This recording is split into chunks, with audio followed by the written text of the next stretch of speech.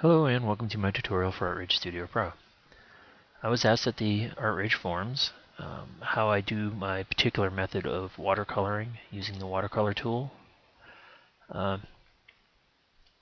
In the particular forum I'm referring to, I had only used the watercolor tool by itself and just utilized different layer textures to perform the method, but I recently discovered that there's a few other techniques that are much easier to work with and a little bit quicker in some cases.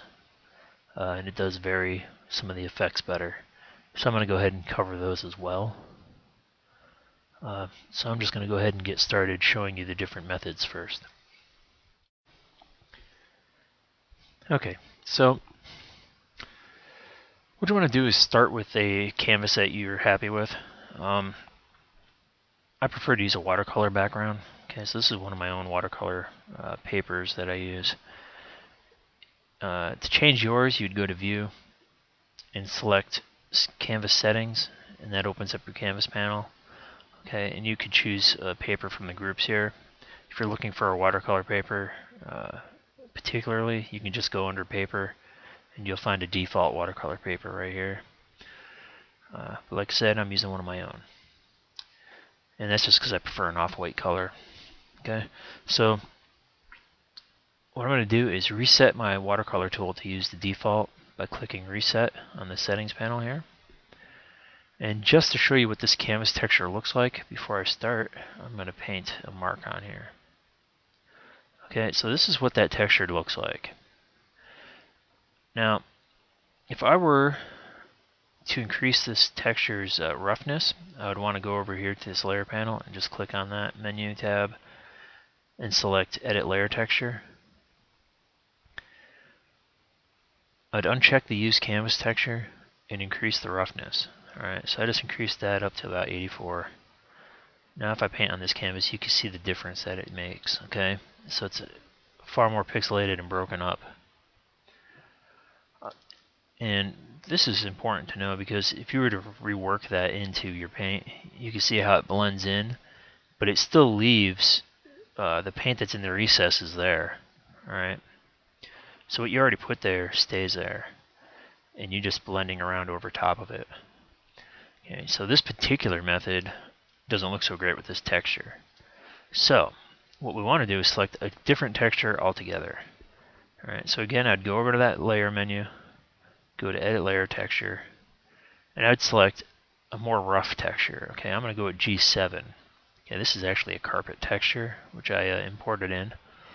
But you can use any texture you want, as long as it's rough. So, you know, under the default rough group here, you could find some other textures. Probably coarse weave would work. But I'm going to stick with my own G7. And if I go back here again, you'll see if I go over that color, how it breaks up more. Alright, so I'm getting a completely different effect doing this than I was before. And that's all because I chose a different texture.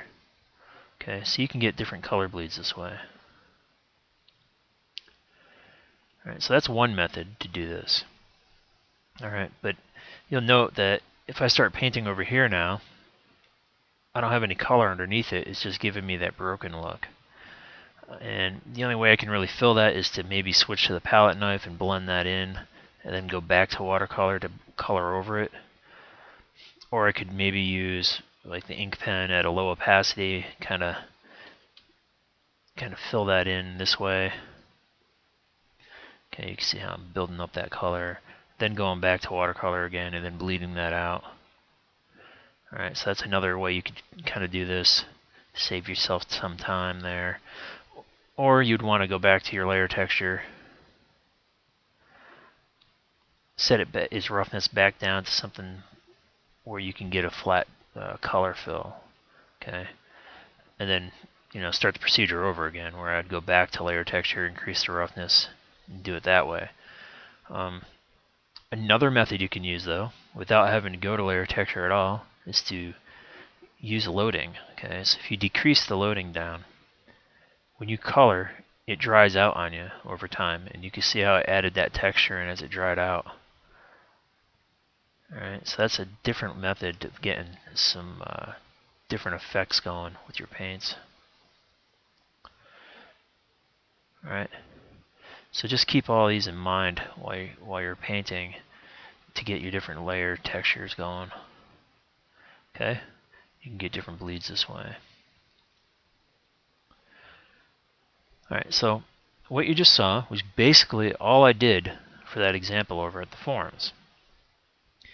Okay, and I'm going to be discussing a few other things I like to use, but I'm going to get to them while I'm actually working on a particular image. Okay, so I'm going to go ahead and do that now.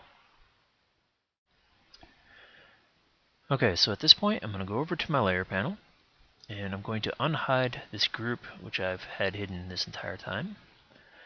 And as you see, there is a picture of a skull drawn on there, and I have a purple background. Alright, so I'm going to uncollapse this group and just ignore all the hidden layers for now. Just focus in on this one I've selected at the bottom, which is this purple background you see around the skull.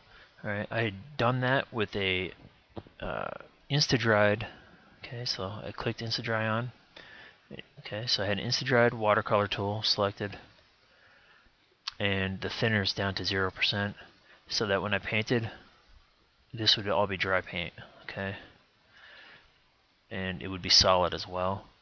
I had done that so that in the future I could go up to Edit and select Layer Contents. And as you can see, it's just reselected that area for me. Alright, and why that is useful is if I create a new layer and use my default settings for the watercolor tool, let me pick a dark color, I can paint around that skull without having to worry about going out of the lines, okay, because it's just going to conform to my selection.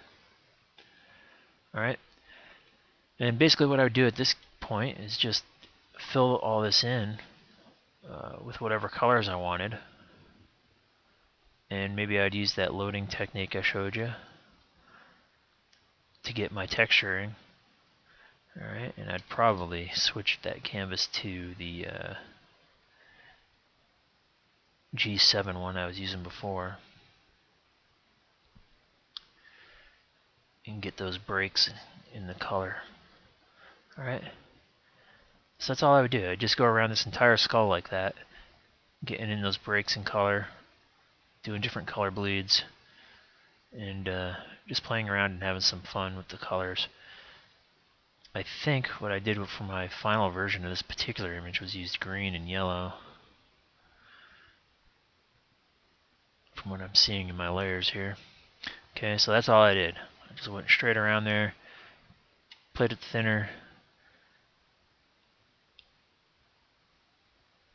until I got the effects I wanted from my color bleeds. Okay?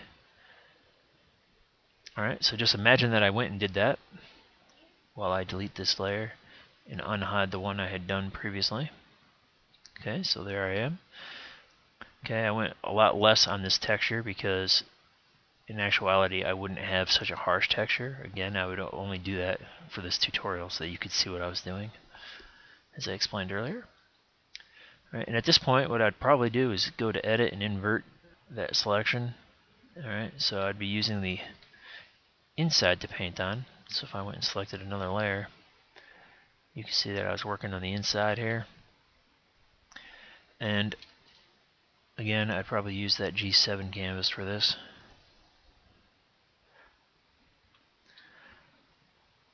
And I just start by blocking in some colors here or there.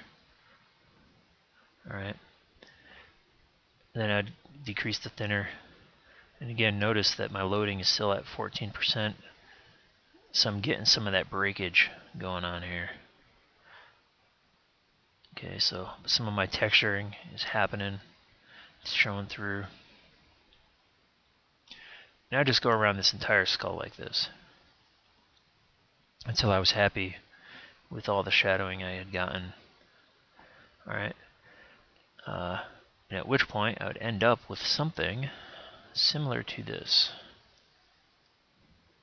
Okay, so you can see I used a different darker color for the eyes here. Okay, because these are on the inside of the skull. This is the outside.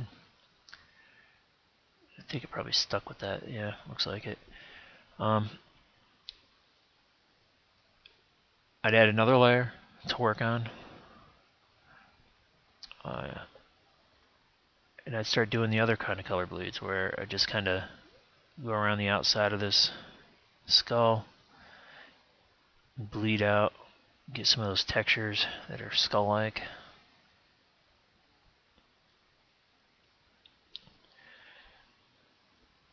Again, until I'm happy with the result.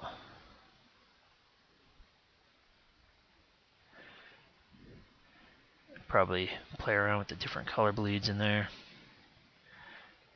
Get some variances. Okay, and you shouldn't worry too much.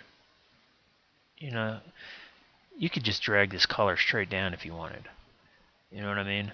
And you can see what I'm getting for different color variances in there. Texture's all different. Change the thinner up here or there. Because since we're using a computer here instead of real watercolor, you can always go back and erase all of this. Alright, so you can erase this back if you needed to. You know, and in real life what you do is mask off the area that you were worried about coloring over, like I actually had done with the skull itself, okay, with that selection I had made. But you know, we don't have to be all that careful about it. Alright, so just keep that in mind as well. You know, you are using a computer program to do this, so you know, use the shortcuts that are available. That's what they're there for. Okay, so I might, you know, continually do this, play around with the colors again, adding different styles, textures, and hues to my image. Okay, so on and so forth. So let me hide that layer and unhide the one I had already done. Alright, so there was what I had done before. Okay, and I would just keep building up my colors like this. Alright, so as you can see in this next layer I'm going to unhide, all I did was darken in the areas where I thought shadow should be. Okay. On the next layer I did the exact same thing. Darkened in those areas even further. Just added color, blocked it out, added some more texture, did the same thing on the next layer, so on and so forth until you're happy with it. Okay, and then when all was done, let me just hide that group. This is what I ended up with. Alright, and that blue shadow there was nothing more than a layer that I added where I just went in with blue and it did these, you know, basically the exact same thing I'd done for the entire thing. It's like the exact same technique. I just keep building upon it using different layers. Okay, hopefully that helps out anybody who may have had questions about the image I posted over at the forums. If you have any other questions, just ask again at the forums and I will be happy to try to answer them for you.